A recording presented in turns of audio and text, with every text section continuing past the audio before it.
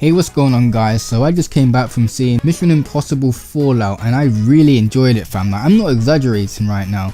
This is definitely one of my top films of the year so far. This film came out 2 days before the US, which is lovely because like I said before, the UK are usually getting films late, you know, like a week later than everyone else. But this review will probably be coming out on Friday, you know, when it's worldwide, so it's not even that serious to be honest anyway. I'm going to be light on the story this time, but basically what happens in this film kind of follows the events of the previous film, Rogue Nation. So basically we have Ethan Hunt, once again on a mission involving these 3 silver balls that can be used for a nuclear bomb. We have the return of previous side characters as well, including the villain. That's all I'm going to say on story for now because, you know, I like to keep my reviews spoiler free, but specifically for this film, you just go in and let the story unravel because there are a lot of twists and turns in this film. All the characters here are great. You have Tom Cruise as Ethan providing the main lead. You have Ving Rhames as Luther being that tech guy he is. Sean Harris as Solomon returning as the main villain.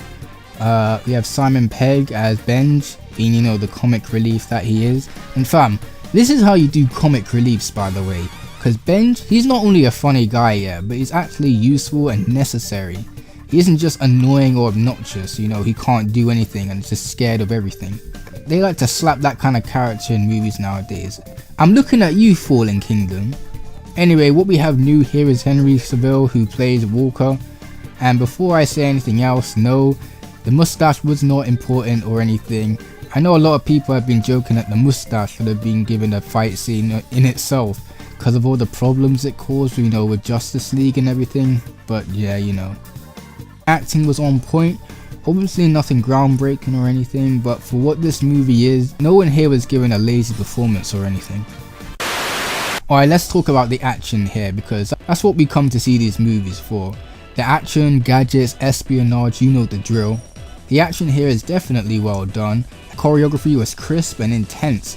Highlights being that bathroom fight scene and the helicopter chase sequence at the end. Sound effects are also worthy to point out here because the sound effects here are extra crunchy to make those hits and explosions feel powerful.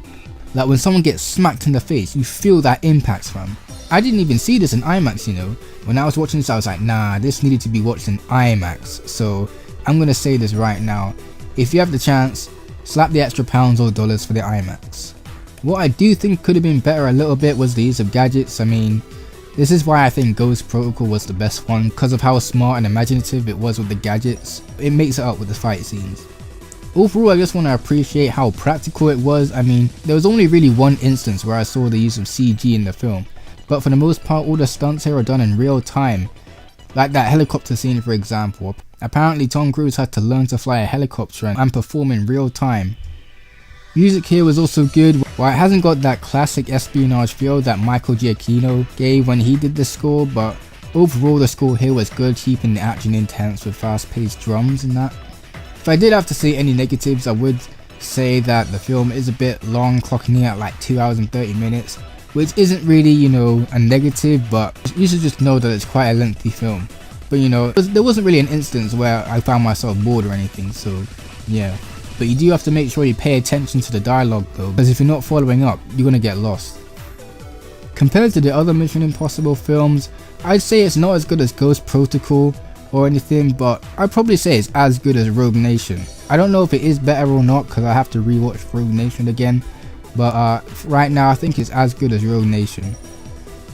But yeah, so if I were to rank all of them right now, it would probably be Ghost Protocol, then Fallout, then Rogue Nation, then 1, 3, then 2. So yeah, that's just my quick view on Mission Impossible Fallout. Definitely go see it when you can and just shove handfuls of popcorn down your throat because I'm sure you guys will enjoy it. Anyway, if you enjoyed this review, make sure to like, subscribe and hit the bell. Have a good day and peace.